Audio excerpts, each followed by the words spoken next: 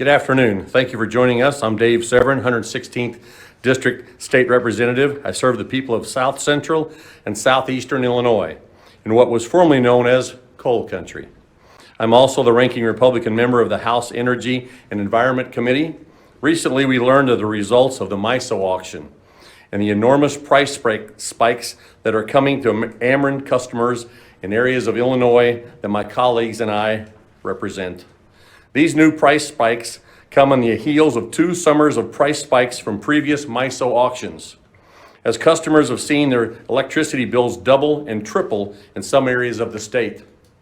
In light of this news, Representative Holbrook, a fellow member of the House Energy and Environment Committee, suggested that the House Republican members of the committee submit a letter to the chair and vice chair of the committee asking for joint hearings of the House and Senate Energy and Environment and Energy and Public Utilities Committees to hear from industry experts as what is the cause of these energy price spikes. I've spoken with Representative Ammons, who chairs the committee, and Representative Mason, who is the vice chair of the committee. We are here today to reiterate our call for hearings into this matter. House Republicans are concerned for the financial future of our constituents and our businesses, and for the future security, reliability, and affordability of our energy grid. We need answers. People can't afford the energy policies that have been put in place in Illinois. The numbers don't lie. We don't have enough energy production capacity. We have artificially and prematurely stifled our coal, oil, and natural gas industries in Illinois. We need answers. The only way to get the answers to what is going on is to bring in experts from across the country, from both sides of the aisle, to explain what is going on and why our constituents are being financially burdened by huge spikes in their energy prices. Summer is coming. Weeks and months of 90-degree weather are coming soon. With that weather, we know big energy price spikes are coming. People aren't prepared for this. We need answers. We need hearings. We're supposed to be in the Energy and Environment Committee coming up this afternoon. We can get started getting these answers today.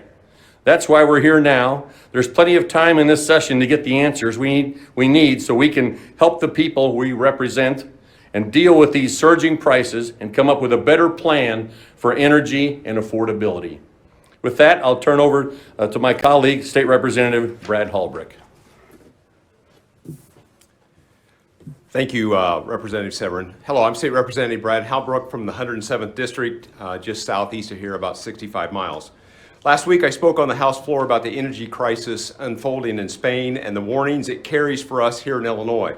Spain embraced extreme climate policies and shut down baseload generation too soon. The result? A grid collapsed. Elevators froze mid-floor, businesses shut down, and people literally died. This is what happens when energy policy is driven by ideology and climate hysteria instead of facts and fundamentals. Sadly, Illinois is following the same failed path. Under the majority party, 2 major laws were passed, FEJA in 2016 and CEJA in 2021. These weren't serious policies. They were political talking points designed to satisfy a flawed agenda. And now, 5 years from CEJA's 2013 shutdown mandates, the consequences are piling up. We're seeing skyrocketing energy cost, unreliable service, and an increasing dependence on imported electricity, energy that is often less clean than what we formerly produced here. Meanwhile, we're losing good-paying jobs and prematurely closing coal and natural gas plants that have powered our homes and communities.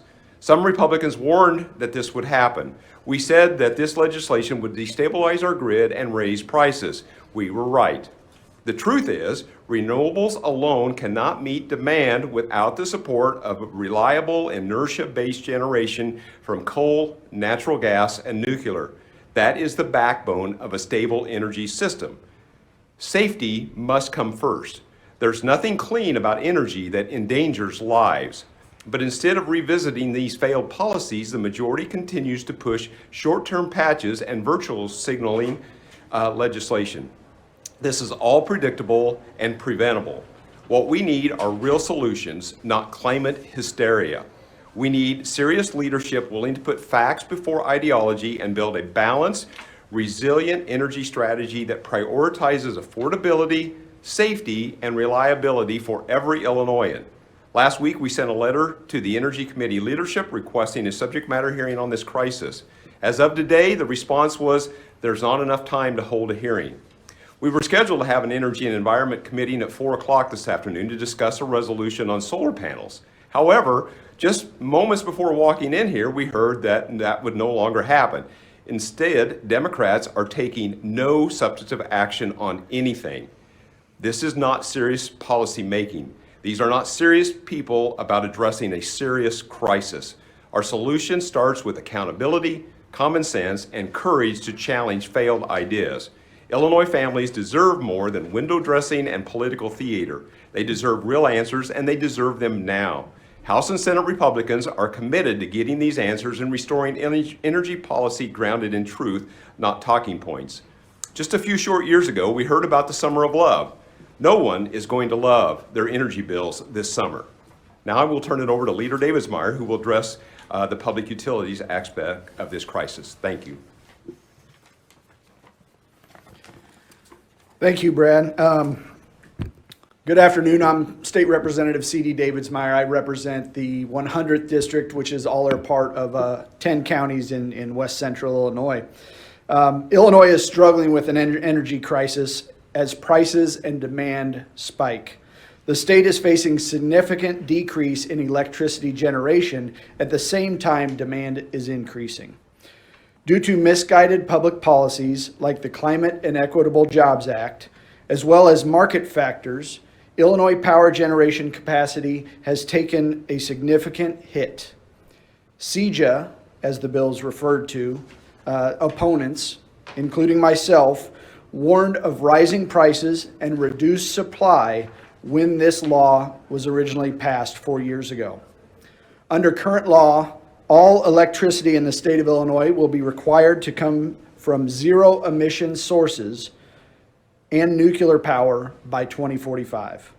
We have literally tied our hands and turned our backs on abundant Illinois coal, all in the name of the failed Green New Deal.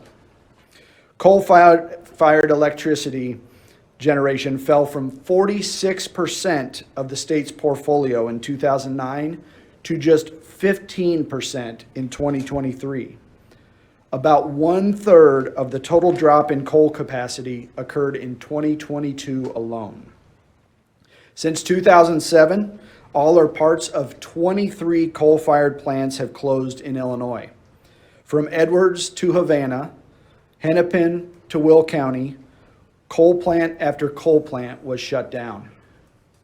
While environmentalists may say this is a great thing, the harsh reality for Illinois families is anything but great. Skyrocketing prices, lost jobs, and serious concerns about the availability and reliability of electric power are hurting working families and seniors across the state. The price of electricity in northern Illinois, rose to the highest point in the last decade over the summer of 2024, when electric capacity prices spiked more than 800% to about $270 per megawatt day. Prices have skyrocketed now this year in downstate MISO grid, where Ameren serves the territory. The most recent MISO auction for the summer months resulted in capacity prices that are 22 times higher. So 800% higher in the Northern Territory last year. We're talking about over 2,000% higher in the MISO grid territory in downstate Illinois, higher than last year's prices. Capacity prices in the upcoming summer season jumped to $666.50 per megawatt day from $30 per megawatt day last year. As a result of the increase in summer capacity charges, Ameren Illinois supply price will increase by roughly 50%, from around 8 cents per kilowatt hour to around 12 cents per kilowatt hour. This will result in approximately 18 to 22% total bill increase for residential Ameren customers. The MISO capacity auction results highlight the continuing energy challenges facing downstate Illinois. The state isn't bringing renewable energy online quick enough. Illinois is behind on its goal for all renewable generation, and backlogs at the regional grid operators have delayed renewable electricity generation from coming online. CEJA's aim to replace fossil fuels with renewables is falling short. In Illinois' next benchmark is to have 40% of our electricity sales come from renewables by 2030. As of October 2024, renewable portfolio standard was less than halfway to meeting that mark. The Illinois Commerce Commission said last year, there is presently no assurance that private sector investment and government incentives will be enough to build enough clean power replacements. The ICC published a chart showing that by 2045, when Illinois coal and natural gas plants are scheduled to be gone, the state's section of MISO could have the capacity to produce just 30% of the electricity it needs. 30%. Rising solar output could fill some of this gap, but definitely not all, the ICC said. According to the ICC, this MISO shortfall is the state's most pressing energy issue. Clearly, Illinois' energy policy and infrastructure are failing to meet the huge demand for reliability and reasonable price. As a result, Illinois families are getting slammed with higher power bills and reduced reliability. Ameren has repeatedly said that the most important step that Illinois legislators can take this year is to launch a formal planning process for how future energy production will match up with future demand. The state hasn't had such a formal planning process since 1997, when our energy generation was deregulated.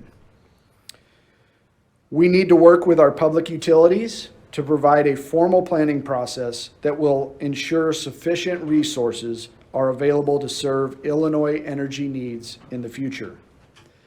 Governor Pritzker and the majority party in the legislature, where is your plan to maintain a reliable and affordable energy grid for Illinois families and Illinois businesses?